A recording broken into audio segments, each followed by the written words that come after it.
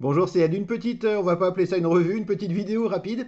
Joytech vient de sortir une nouvelle version du logiciel pour la quasi-totalité de ces box. Il s'agit de la version 5.04 ou 5.14 selon votre modèle de box. Un des gros avantages de cette mise à jour est d'avoir une fonction preheat qui va vous permettre donc de changer la puissance de votre vape sur les 2 premières secondes ou moins donc de votre puff. C'est une fonction qui est intéressante et qui manquait. En fait, c'est peut-être la fonction qui manquait effectivement au chipset de Joytech. Deuxième point sur cette mise à jour, le changement du look des écrans. On a donc là des petits ronds qui vont afficher toutes les valeurs. C'est plutôt joli, mais ça c'est subjectif. Un petit regret quand même, c'est que là du coup les chiffres deviennent vraiment tout petits. On va voir tout ça en détail. On va commencer donc par voir comment on télécharge le logiciel, ensuite comment on fait cette mise à jour et voir un petit peu comment ce nouveau mode Preheat fonctionne. Première étape, il va falloir donc télécharger le logiciel sur la page de Joytech. Vous allez donc sur joytech.com et en fait vous cliquez ensuite sur support. On va le faire en live. Vous arrivez donc sur cette page-ci sur laquelle vous allez cliquer sur Software Download ici. Et vous allez ensuite avoir donc la liste de tous les logiciels avec les box correspondantes, la Cuboid Mini, la Cuboid, la Livig V2 Mini, etc. Cliquez donc sur la box qui vous intéresse. Si vous cliquez par exemple sur Livig VTC Mini, vous aurez un seul choix de logiciel, simplement avec deux versions, une version Windows, une version Mac. Vous aurez également un tableau qui vous rappelle ce que font ou ne font pas les différentes versions si vous voulez revenir à une version précédente par exemple. Vous avez la possibilité ici donc de revenir sur des versions précédentes si vous préférez. Si par contre vous allez sur la Cuboid par exemple, vous aurez en fait deux versions. La version 5.14 qui en fait permet à la box d'avoir les 200 watts ou la 5.04 qui limite la box à 150 watts. Autrement, on le voit également sur le tableau. Toutes les autres fonctions sont disponibles sur cette dernière version. C'est simplement donc une différence de puissance maxi si vous avez une Cuboid par exemple. Ici, on va par exemple télécharger la version 5.04 pour Windows. Il suffit de cliquer dessus. Le téléchargement apparaît, ça va vous télécharger un fichier zip qui suffira de décompresser pour avoir accès donc au logiciel et à la mise à jour. On va donc pour le moment faire le test avec la Cuboid. On va ouvrir donc le dossier sur lequel on a téléchargé le logiciel. On lance le logiciel en question. Ça vous affiche Update Firmware version 1.2. Pour faire le test, donc on va le faire avec une Cuboid, mais ce sera exactement la même chose avec une Livig VTC ou autre par exemple. On va donc connecter la box à l'ordinateur avec le port micro USB. On a donc la box qui est tout de suite reconnue par le logiciel. On va faire Update. Le programme donc nous demande quelle version en fait on souhaite installer. Ici donc je l'avais téléchargé également pour Livig VTC Mini.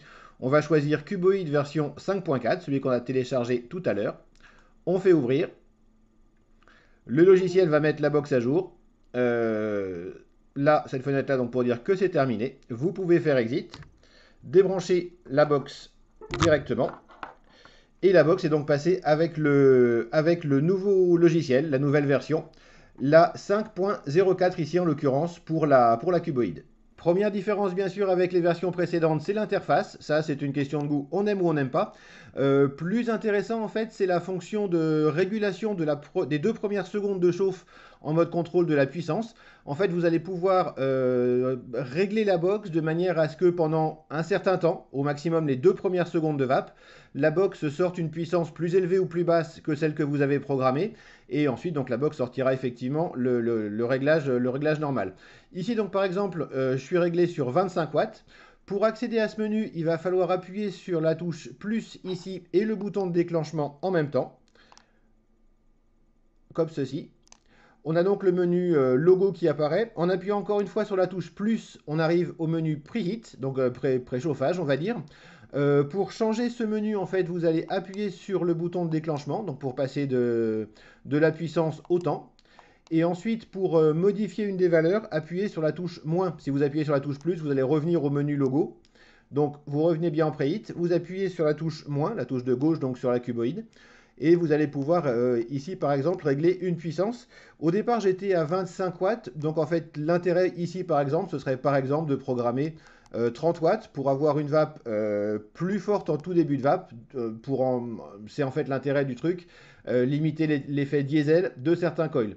Ensuite, donc, on réappuie sur le bouton de déclenchement pour passer au réglage du temps. On appuie à nouveau sur la touche moins et on va pouvoir régler le temps par dixième de seconde, de 1 dixième à 2 secondes.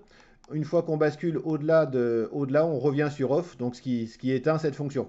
Si ici, donc, par exemple, je laisse une seconde, on va avoir donc une seconde de vape à 30 watts au tout début de la vape. Et ensuite, effectivement, la box va revenir à la vape normale de 25 watts. Pour valider, vous appuyez longtemps sur le bouton de déclenchement.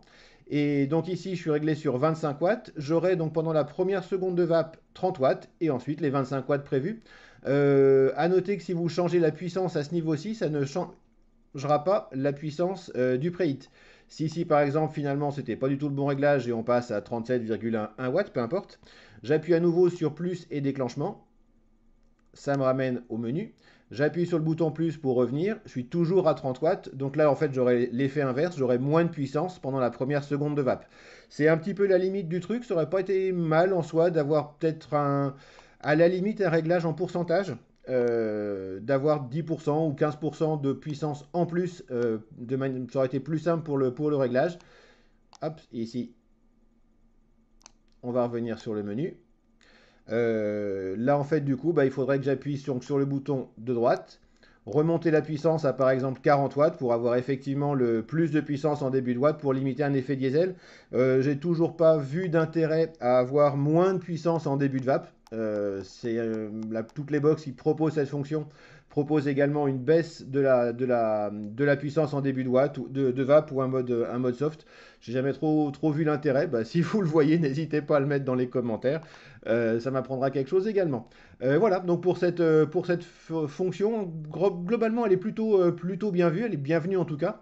Ça permettra d'avoir la possibilité de limiter l'effet diesel de certaines résistances avec avec toutes les box Joyetech en fait. C'est pas forcément le plus simple à utiliser, mais ça a le mérite d'être là. C'est quand même, ça reste un gros avantage de cette nouvelle version donc du firmware.